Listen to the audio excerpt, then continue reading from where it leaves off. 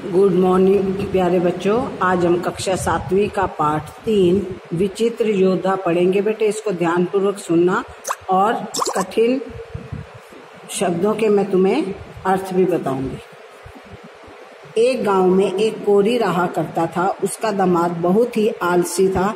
सारे दिन घर पर पड़े मतलब घर पर ही रहना, सोए सोए खाट तोड़ा करता और घर के लोगों की डांट सहता रहता। एक दिन कोरी के दामाद के शरीर पर 5 मक्खियां बैठकर उसे काट रही थी। 1-2 मक्खियां तो वैसे ही उसे काटती रहती थी, लेकिन जब 5 मक्खियों ने एक साथ काटा तो उसकी हथेली उठ गई और हथेली का निशाना होता है लक्ष्य, ऐसा बैठा कि वह 5 मक्खियां एक साथ मर गई। अब क्या था? कोरी का दामाद प्रसन्नता से उछल पड़ा। वह जोर जोर से कहने लगा, आज हमने एक साथ 5 मारे। ये बात सुनते पड़ोसियों में हलचल मच गई। हलचल मतलब होता है शोरगुल, कि कोरी के दामाद ने आज एक साथ 5 मारे। सारे गांव में समाचार फैल गया कि कोरी के दामाद ने एक साथ 5 मारे। यह बात इतनी फैली कि राजा के कान तक जा पहुंची। राजा ने सोचा कि अगर ऐसा व्यक्ति मेरी सेना में आ जाए तो सेना बहुत शक्तिशाली हो जाएगी। उन्होंने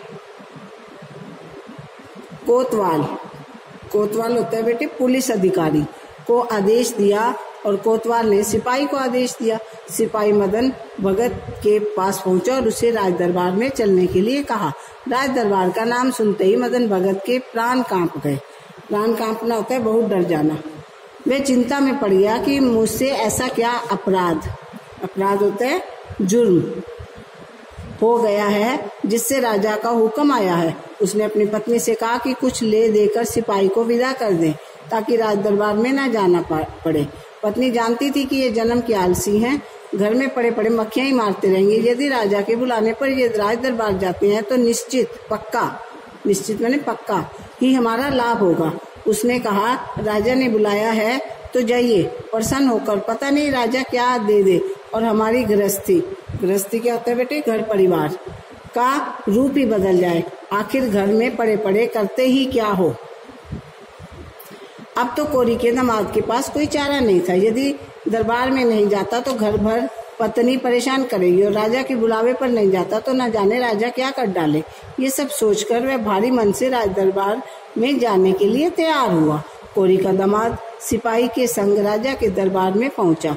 राजा का दरबार कोरी के दामाद ने पहली बार देखा था, इसलिए वह बहुत हड़बड़ाया हुआ था और भुचक्का मैंने हैरान होकर इधर उधर देख रहा था। उसकी घीघी बांध रही थी और गला सूख रहा था। तभी राजा ने कहा, आओ वीर, हमने तुम्हारी वीरता के किस्से सुने हैं। हमें अपनी सेना के लिए ऐसे ही लोगों की जरूरत है। कोरी के दामाद को राज दरबार में आदर सहित एक कुर्सी पर बिठाया गया। कोरी के दामाद के मन में अब लड्डू फूटने मतलब बहुत मनी मन खुश होने लगा।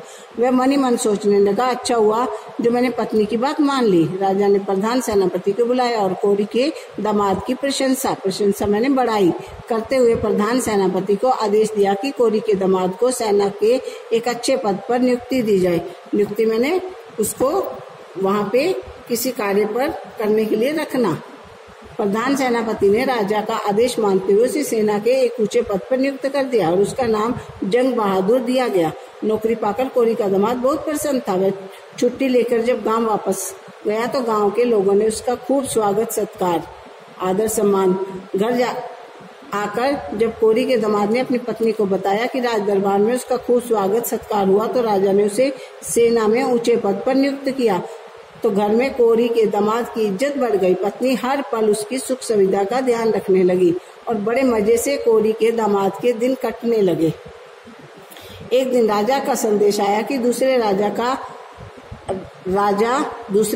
का राजा आक्रमण में युद्ध कर रहा है, इसलिए कोरी का दामाद जल्दी से जल्दी मोर्चे पर लौटे। अब कोरी के दामाद की मौत सामने नजर आने लगी। उसके हाथ पांव फूल गए। हाथ पांव फूलना घबरा जाना। वह सोचने लगा कि युद्ध में निश्चित ही वह मारा जाएगा। उसने पत्नी से कई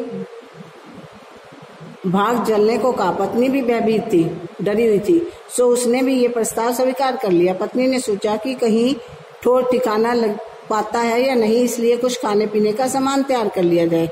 रुपया पैसा तो हाथ में आ ही गया। उसने चूल्हे पर खीर चढ़ा दी और खीर में एक छिपकली आकर गिर गई, जिसका पता कोरी के दामाद व उसकी पत्नी को नहीं था। उसी खीर को लेकर कोरी का दामाद और अपनी पत्नी व उसके बच्चों के साथ रातों रात अपने गांव में भाग निकला। अभी सवेरा होने में देर थी, अंधेरा छटा नहीं था और लोगों की आवाजाही शुरू हो गई थी। तभी एक झाड़ी के पास कोरी के दामाद को कुछ लोगों की बातचीत सुनाई दी।